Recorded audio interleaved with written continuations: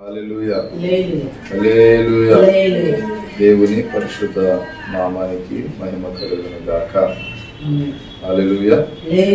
పరిశుద్ధ గ్రంథంలో ఈ శుభవేళ కొన్ని మాటలు మనం ధ్యానం చేద్దాం. పరిశుద్ధ బైబిల్ గ్రంథంలో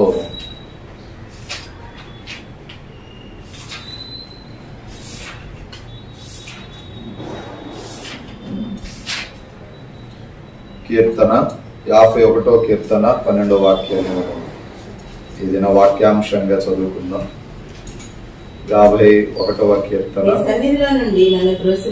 నీ సన్నిధిలో నుండి నన్ను త్రోసివేయకుము, నీ పరిశుద్ధ ఆత్మను నా యొద్ద నుండి తీసివేయకుము, నీ రక్షణ ఆనందము మరలా పుట్టించుము, సమ్మతి కలిగిన మనస్సును కలుగ చేసి నన్ను దృఢపరచు.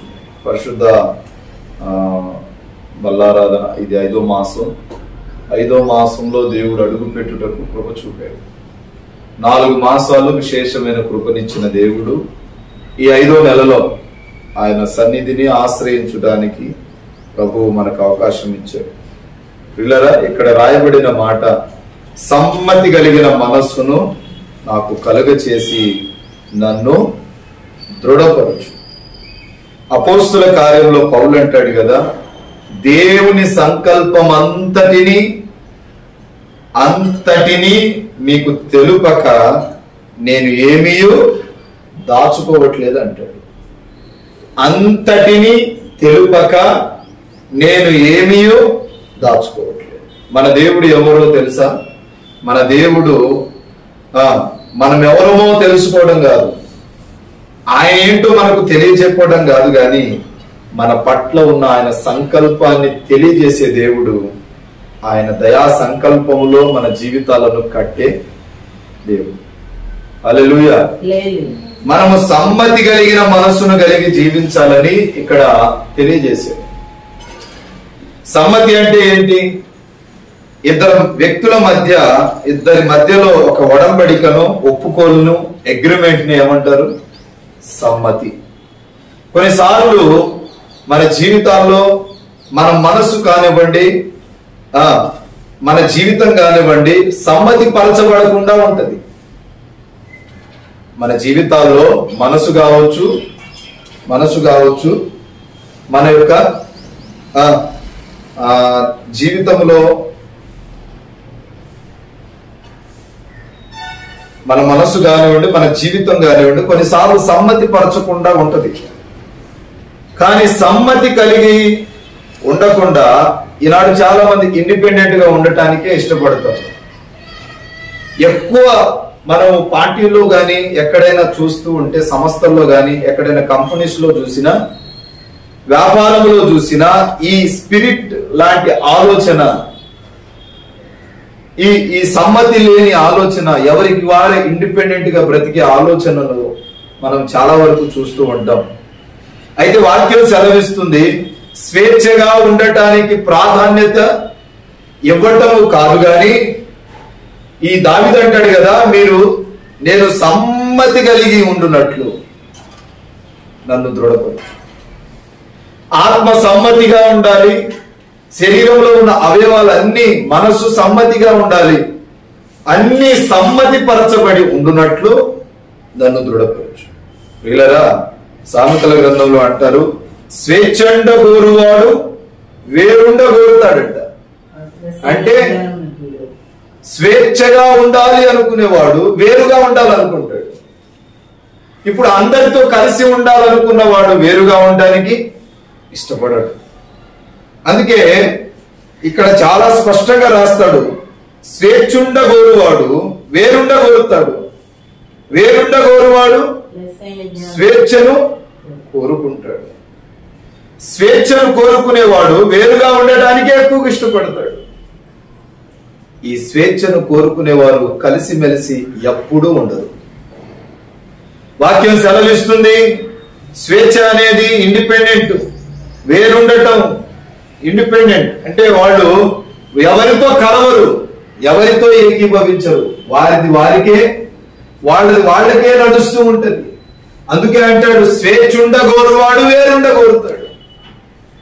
ప్రభు అంటాడు, మనం కూడా కొన్నిసార్లు ఎవరికి వారు మందిరంలో ఎవరికి ఒకరికొకరితో సంబంధం లేకుండా జీవిస్తూ ఉంటాం.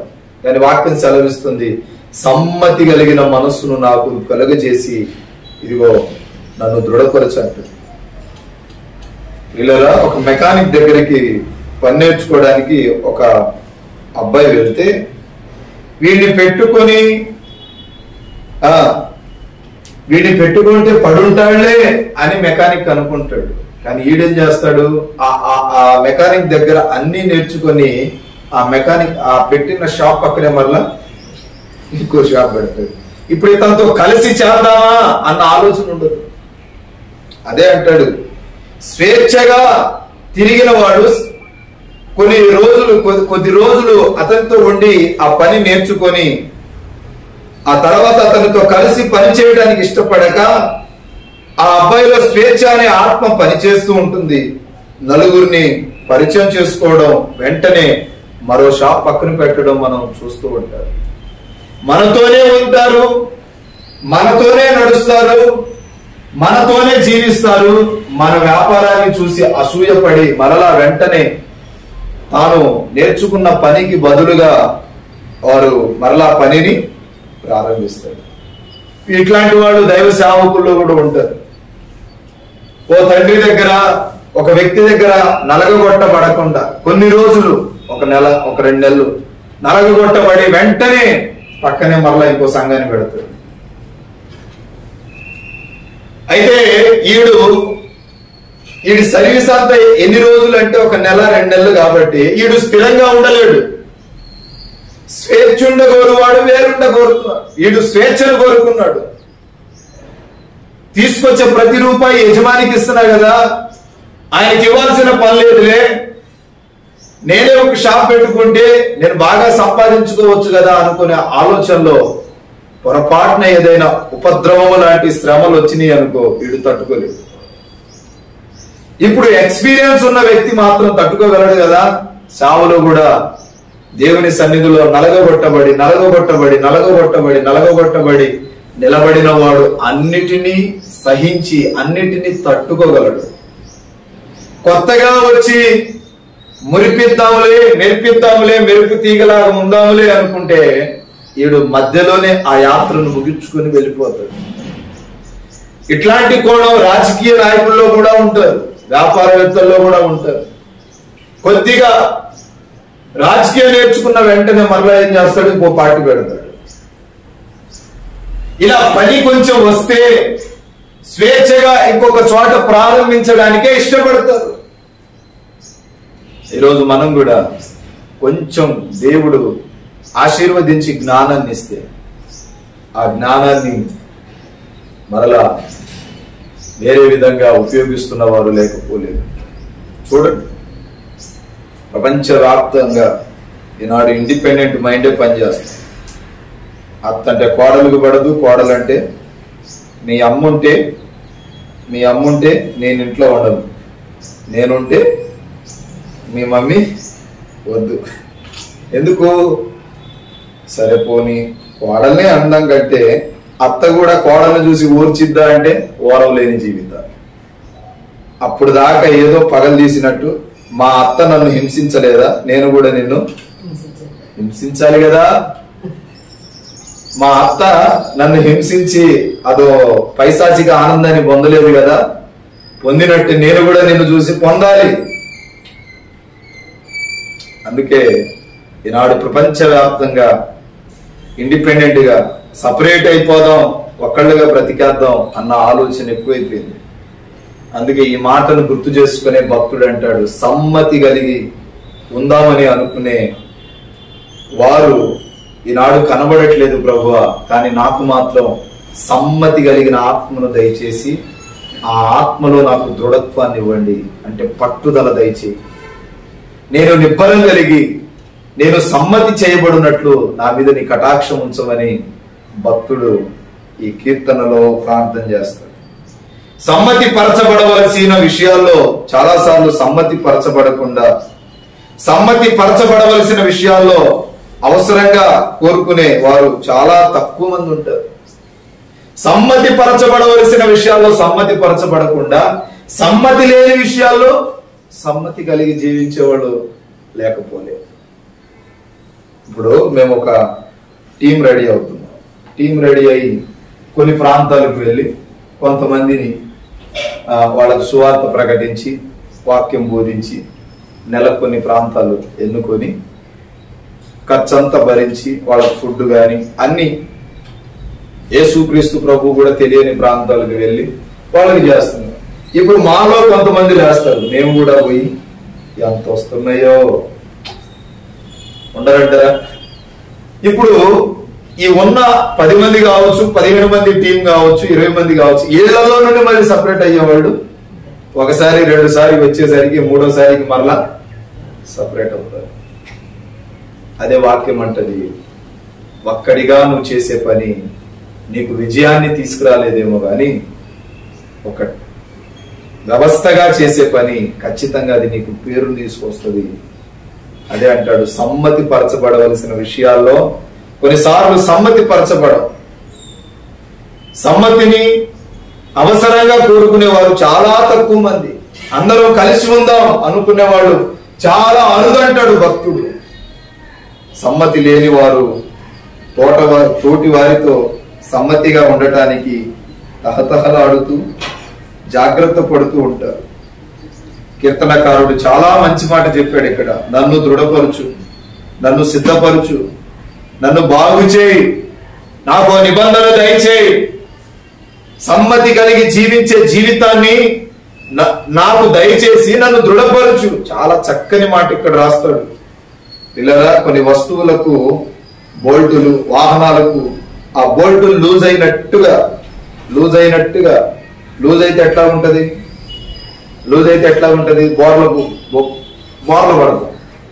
ఇప్పుడు వాహనం బైక్ నడిపేటప్పుడు ఏదైనా బోల్ట్ లూజ్ అయింది అనుకో ఏమవుతాం? స్లిప్ అయిపోతాం, ఏదో ఒక యాక్సిడెంట్ జరుగుతుంది. అలాగే ఈనాడు దావీదు అదే అంటాడు, నా శరీరంలో నా మనసులో కొన్ని బోల్టులన్నీ లూజ్ అయిపోయినాయి, వాటిని టైట్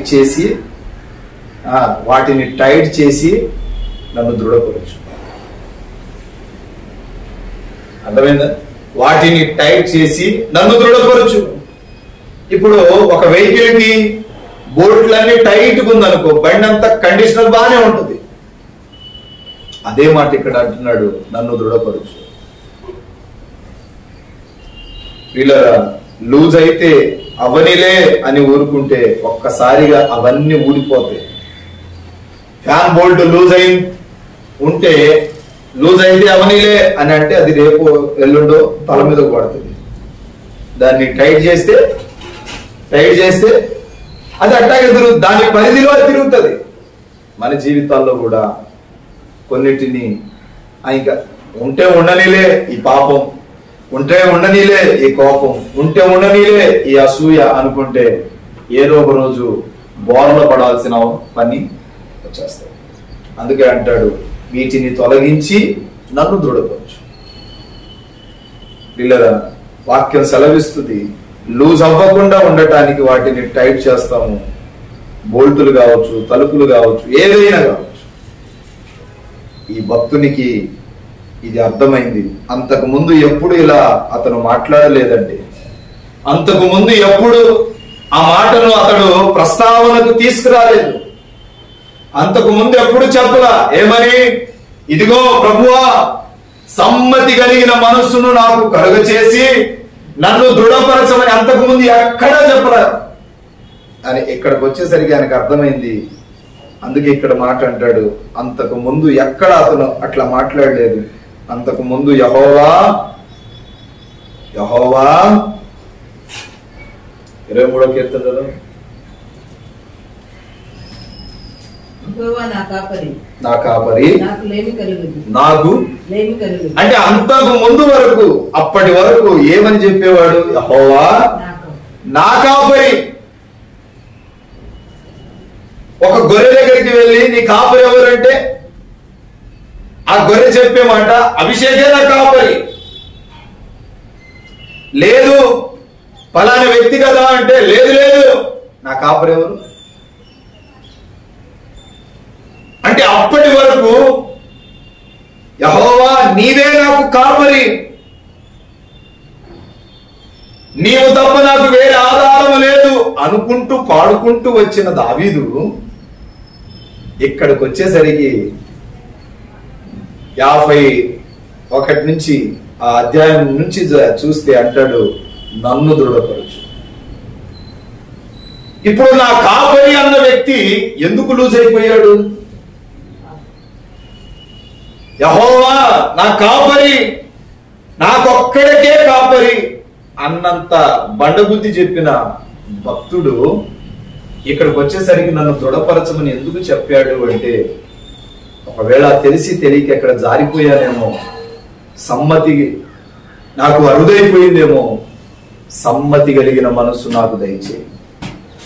నీతో ఒక మంచి ఒడంబడికను కోల్పోయానేమో, ఈ ఒడంబడికను ఇదిగో సాతానుగాడు నా దగ్గర నుండి ఈ ఒడంబడిక విషయంలో తప్పుదావి పట్టించాడేమో, నన్ను స్థిరపరచు, దృఢపరచు. ఏనాడైనా మనం ప్రార్థన చేసామా? సమ్మతి కలిగిన ఆత్మ నాకు దయచేయి, నన్ను దృఢపరచయ్యా. దావీదు కూడా అప్పటి వరకు చేయలేదు ఆ ప్రార్థన. అప్పటి వరకు యెహోవా నా కాపరి, నా కాపరి, నా కాపరి అని చెప్పుకుంటున్న దావీదు ఆ తర్వాత అంటాడు, సమ్మతి కలిగిన మనసును నాకు ఇచ్చి నన్ను, ఆ తర్వాత చదవండి అక్కడ, నీ పరిశుద్ధాత్మను నా యొద్ద నుండి. ఇప్పుడు ఏం చేశాడు? లూజ్ అయిపోయాడు, జారిపోతున్నాడు. జారిపోతుంటేనే చెప్తున్నాడు, అయ్యో నీ పరిశుద్ధాత్మను నా యొద్ద నుండి ఏమాగ నాయన. ఒకవేళ నీవు తీసివేస్తే, ఒకవేళ నీవు గాని తీసినట్టుగా గాని నాకు అనిపిస్తే, నేను జారిపోయే స్వభావంలో పడిపోతాను. నా యందు దయ ఉంచి పొరపాటున దాన్ని నా యొద్ద నుండి తీసివేయకు. చేయకూడని ఒక పని చేసినప్పుడు తద్వారా కలిగే ఆ నష్టం ఏమిటో, ముందే పొంచి ఉండే ఆ ప్రమాదం ఏమిటో గుర్తించి ఇతడు ఈ దిశగా మాట్లాడుతున్నాడు. చేయకూడని పని ఏదైనా చేస్తే ఆ కలిగే పరిణామాలు మనం చేసేసిన తర్వాత ఆలోచిస్తాం. అదేనా? చేసేసిన తర్వాత ఆలోచిస్తాం.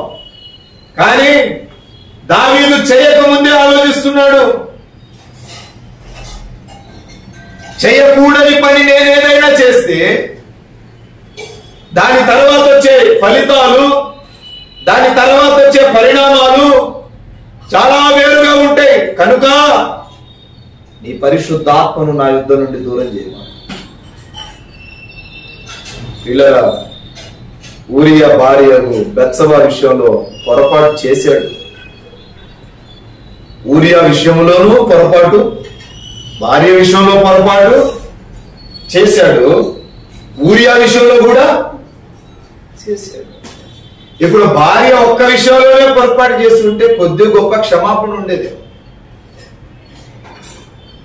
చేసిన తప్పుని కప్పుగొచ్చుకోవడానికి ఆ వ్యక్తిని చంపించాడు. భర్తను చంపేశాడు. ఇప్పుడు ఒక రకంగా ఆ కుటుంబం పాడైపోవడానికి కారణం దావీదే. ఆ కుటుంబం చదరిపోవడానికి కారణం దావీదే. రాజు అనే అహంకారం ఒకవేళ ఆ సమయానికి పనిచేసిందేమో, కానీ తర్వాత తద్వారా ఓ చిన్న ప్రవక్త ద్వారా హెచ్చరింపబడినప్పుడు తన హృదయంలో పెట్టిన మాట ఇదే మాట. అంతకుముందు ఎప్పుడు ఈ మాట అతను పలకలేదండి. ఎప్పుడు ఈ మాటను గుర్చిన ప్రస్తావన తీసుకురాలేదు దావీదు. ఏనాడు ఈ మాటను గుర్చిన ప్రస్తావన తీసుకురాలేదు. కానీ ఓ చిన్న ప్రవక్త ద్వారా హెచ్చింపబడి, గద్దింపబడి ఈ మాటను తెలియజేస్తున్నాడు. ఈ కీర్తన వంటి కీర్తన ఎక్కడా కనబడదు. ఈ కీర్తనలోనే ఆ మాటను వాడాడు. ఏమన్నా తెలుసా? సమ్మతి కలిగిన మనసును కలుగు చేయి. తనకు అర్థమైపోయింది తన శరీరంలోని అవయవాలన్నీ, అవయవ ప్రపంచం అంతా తప్పు ద్రోవలో వెళ్తుందని తనకు అర్థమైపోయింది. తన శరీర అవయవాలన్నీ గాడి తప్పాయి. ఇప్పుడు నేను జాగ్రత్త పడాలి అన్న విషయం అర్థమైపోయింది దావీదుకి. తన శరీరము తన కంట్రోల్లో లేదు. ఏది లేదు? శరీరము కంట్రోల్లో లేదు. ఆత్మకు, శరీరమునకు, ప్రాణమునకు పొత్తు లేదు.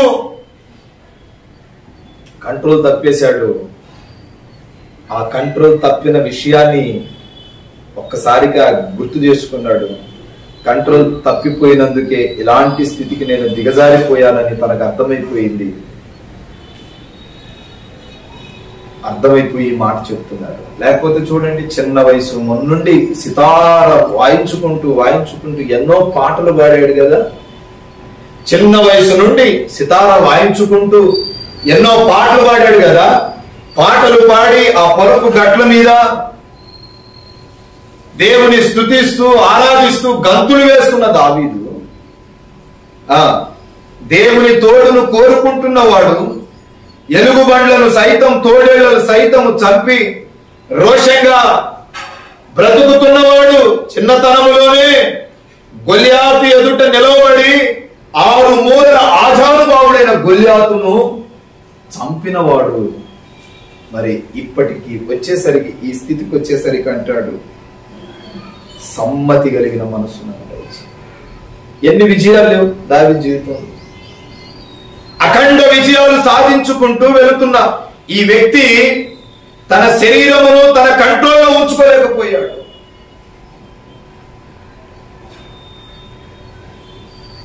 తన శరీరము, తన అవయవాలు అన్ని తన కంట్రోల్లో ఉన్నప్పుడు బాగానే విజయాలు సాధించాడు. కంట్రోల్ తప్పిన తర్వాత ఒక్కసారిగా దిగజారిపోయాడు. పొంగు వచ్చినప్పుడు దాని మీద 4 కేజీల రాయి పెట్టినా ఆ పొంగేమి ఆగదు కదా. ఒక్కసారిగా పతనం ప్రారంభించబడింది. ఆత్మను పోగొట్టుకుంటూ వచ్చాడు. ఆయనలో ఉన్న పాప ప్రపంచమేమో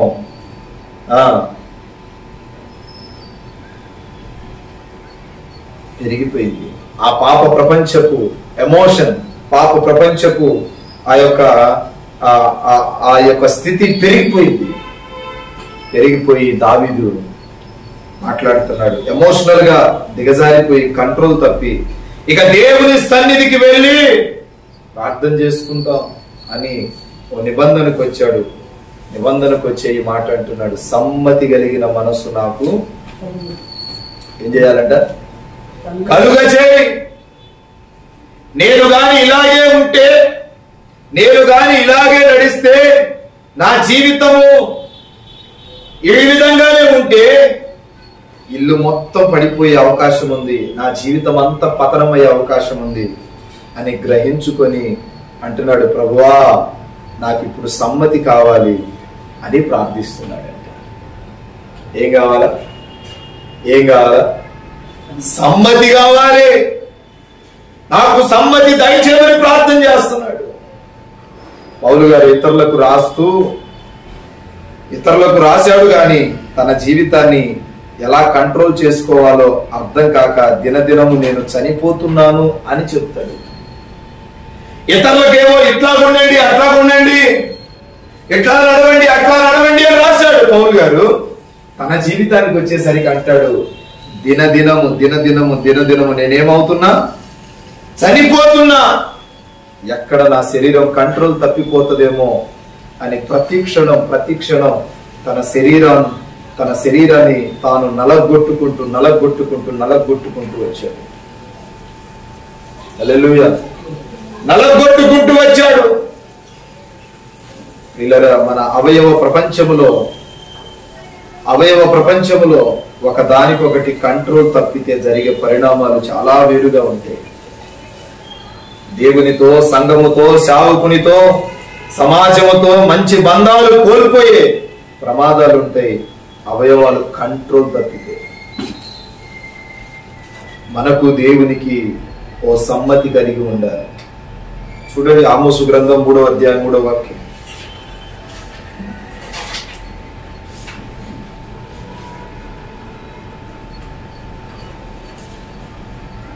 సమ్మతింపకుండా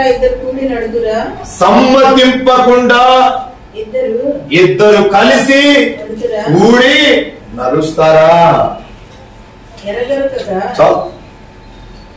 సమ్మతి లేకుండా ఇద్దరు కలిసి నడుస్తారా? ఎవరు ఇద్దరు అంటే, ఒకటి మనము, ఇంకొకటి మన ప్రభు అయిన యేసు. నీవు, రెండవది నీ దేవుడు.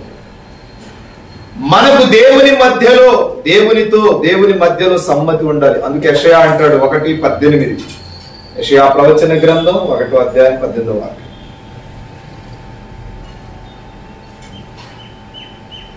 యెహోవా మాట సెలవిచ్చుచున్నాడు, రండి మనము వెళ్ళి వివాదము తీర్చుకొందుము. నీ పాపములు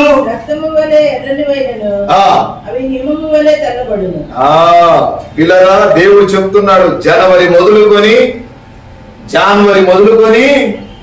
ఈ మే నెల వరకు జరిగిన 4-5 నెలల్లో నీకు నాకు మధ్య వివాదములు ఉన్నాయి కదా, అవి తీర్చుకుందాం రా. వివాదము అంటే గొడవలే కదా. అప్పుడప్పుడు దేవుడితో ఏం చేస్తాం? గొడవ పడతాం. ఎందుకు చెయ్యవు? అదే అంటున్నాడు ఆయన, రా వివాదం తీర్చుకుందాం. నీకు నాకు మధ్య ఆ గొడవలు ఏంటో తీర్చుకుందాం రా. ఏనాడైనా ప్రార్థన చేసావా, ప్రభువా నీకు నాకు మధ్య ఎటువంటి గొడవలు ఏమైనా ఉన్నాయా అని? నీకు నాకు మధ్య గొడవలేంటి ప్రభువా అని ఏనాడైనా ప్రార్థన చేసావా అంటే లేదు.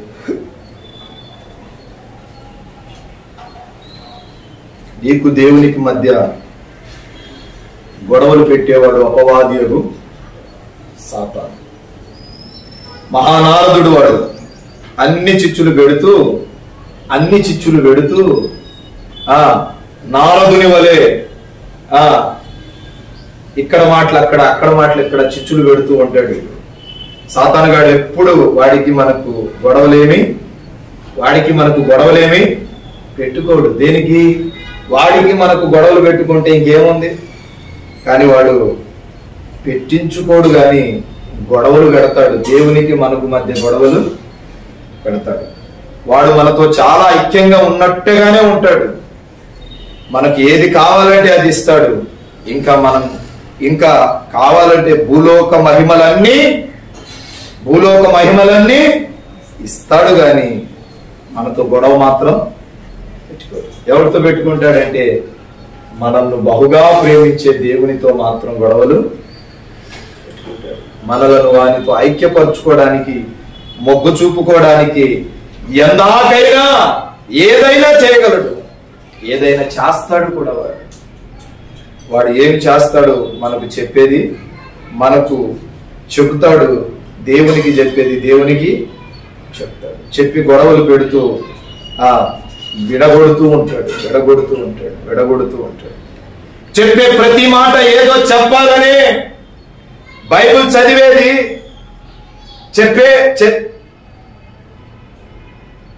చెప్పే ప్రతి మాట ఏదో చెప్పాలనే ఉంటది. బైబిల్ చదివేది చెప్పుటకే కాదు, నా ప్రార్థనలోను, ధ్యానములోను, ఆలోచనలోను, ప్రవర్తనలోను ప్రార్థించి వివరించి మమ్మల్ని మేము పరీక్షించుకొని మీకు చెప్తున్నాం. ఏదో బైబిల్లో తెలియజేస్తున్నాడు అని చదివి చెప్పేస్తే అది అర్థవంతంగా ఉండదని మా భావన. ఇలా దేవునికి మనకు మధ్య ఏ గొడవలు ఏమి ఉండవు, కానీ దేవునికి మనకు మధ్య గొడవలు ఏమిటంటే మన పాపం. మన పాపములు రక్తము వలె ఎర్రవైనను అవి హిమము వలె తెల్లబడునుగాక అంటాడు.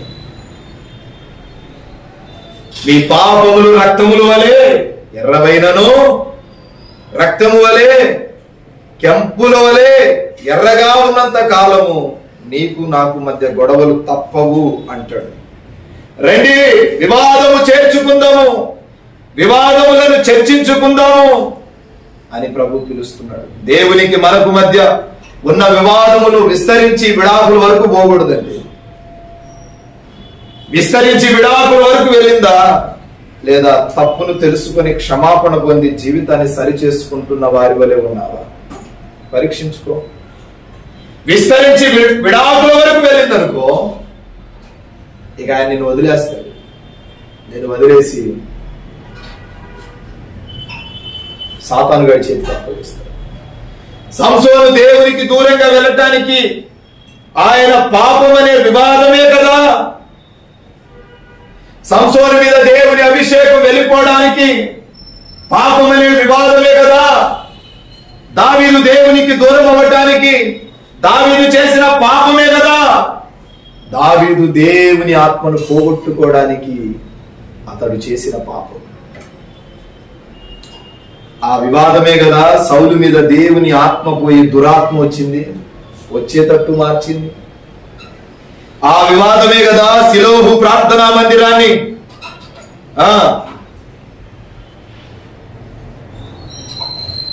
విడిచిపోయేటట్టు చేసింది. ప్రారంభంలో ఎంత భక్తిగా అభిషేకం కలిగి ఆత్మ కలిగి అభివృద్ధి చెందుతున్న సంసోను ఈ వివాదం వలనే కదా దూరం అయిపోయాడు దేవుని సన్నిధికి. ఈ పాపం అనే వివాదాన్ని నీ యొద్ద నుండి నువ్వు తొలగించుకుంటే పరిశుద్ధాత్ముడు నీ దగ్గరికి చేస్తాడు. ఈ వివాదం వలనే కదా శిలోహు మందిరం యొక్క అభివృద్ధి శూన్యంగా మారింది. శూన్యంగా మారటం వల్ల చరిత్రలోనే ఉండకుండా పోయింది కదా. దేవునికి మనకు మధ్య సమ్మతి ఉందా, శత్రుత్వం ఉందో మనం పరీక్షించుకుందాం. మనిషికి మధ్య సమ్మతి లేకపోతే 4 రోజుల తర్వాత అయినా మరలా సమ్మతిని కలిగించుకొని కలిసిపోతాడు. శత్రుత్వాన్ని మిత్రుత్వంగా మార్చుకుంటారేమో గాని దేవునికి నీకు మధ్య సమ్మతి లేకపోతే ఎన్నటెన్నటికీ అది కలుపబడదు, చేర్చబడదు. ఈ విషయాలను జ్ఞాపకం చేసుకొని సమ్మతి కలిగి ప్రభుతో నడవాలని దైవ సేవకుడిగా తెలియజేస్తూ ఈ మాటలు ముగిస్తున్నారు. ప్రార్థన. మహాపరిశుద్ధుడు నిత్యాశ్రయ దుర్గమైన మా తండ్రి, పాదాలను బట్టి స్తోత్రాలు. ఈ ఉదయకాలం ప్రభాత ఆరాధనను బట్టి మీ సన్నిధిలో ప్రార్థిస్తున్నాను. మొదటి ఆరాధన మీరు జయకరంగా జరిగించారు. ఎక్కడ 2-3 కూడి నా నామాన ప్రార్థిస్తే అక్కడ నేను ఉంటానని వాగ్దానం చేశాను. వచ్చిన బిడ్డలను జ్ఞాపకం చేసుకోండి, దీవించండి, ఆశీర్వదించండి. వారి కుటుంబాలను ఆశీర్వదించండి. నిన్న వాక్యం హృదయాల్లో సమకూర్చబడినట్లు కృప చూపండి. సమ్మతి కలిగిన ఆత్మను నాకు దయచేయండి అన్నాడండి భక్తుడు. ఆ విధముగా మేము మీతో సమ్మతి పరచబడి సంతోషంగా అయ్యా ఇదిగో నీ సన్నిధిలో వర్ధిల్లున్నట్లు కృప చూపి కాపాడి దీవించి బలపరి స్థిరపరచండి. అయ్యా జరిగిన ప్రార్థనా కూడికి అంతా విజయ పదంలో జరిగించారు. అందరిని బట్టి వందనాలు, స్తోత్రాలు చెల్లిస్తూ నీ నామ మహిమార్థమై అయ్యా ఇదిగో ఈ స్థలమందు చేయబడు ప్రార్థన తండ్రి ఇదిగో మహిమకరంగా అయ్యా ఇదిగో ఆశీర్వాదకరంగా జరిగించండి. కృపలో జ్ఞాపకం చేసుకొని వచ్చిన బిడ్డల మీద నీ ఆత్మ నుంచి అభిషేకించండి. తిరిగి మా ప్రయాణాల్లో కృపతోడే ఉంచండి. బలారాధనలో కృపతోడే ఉంచండి. కానుకల విషయంలో కృపతోడే ఉంచండి. విత్తిన ప్రతి గుప్పెడ 30 దంతులుగా 60 దంతులుగా 100 దంతులుగా వర్ధిల్లింపబడినట్లు సహాయం చేయమని ప్రార్థిస్తున్నాను. తల్లిగారికి ఆరోగ్యంను దయచేయి, బలమును దయచేయి. ప్రతి బలహీనత నుండి విడుదల దయచేయి. సంఘము నానాటికి వర్ధిల్లునట్లు కృప చూపమని ప్రార్థన చేస్తున్నాను. మహిమ ఘనత ప్రభావం మీరే ఆరోపించుకోండి. నా ప్రియుడు నజరేయుడైన యేసుక్రీస్తు నామాన ప్రార్థిస్తున్నాను పరమ తండ్రి, ఆమేన్. మన తండ్రి అయిన దేవుని ప్రేమ, కుమారుడు యేసుక్రీస్తు వారి కృప, పరిశుద్ధాత్మ దేవుని నిత్య సావాసం ఇప్పుడు ఎల్లప్పుడు సంఘానికి సకల కోటి పరిశుద్ధులకు ప్రభు ఆత్మతోడే నడిపించును. దేవునికి స్తోత్రం. మీ అందరికీ హృదయపూర్వకమైన వందనాలు తెలియజేయచ్చు. God bless you. దేవుడు మిమ్మల్ని మీ కుటుంబాలను. బ్రదర్ బి అభిషేక్ నాయకు, నాగేశ్వరం తండా, మాచవరం మండలం, గుంటూరు డిస్టిక్.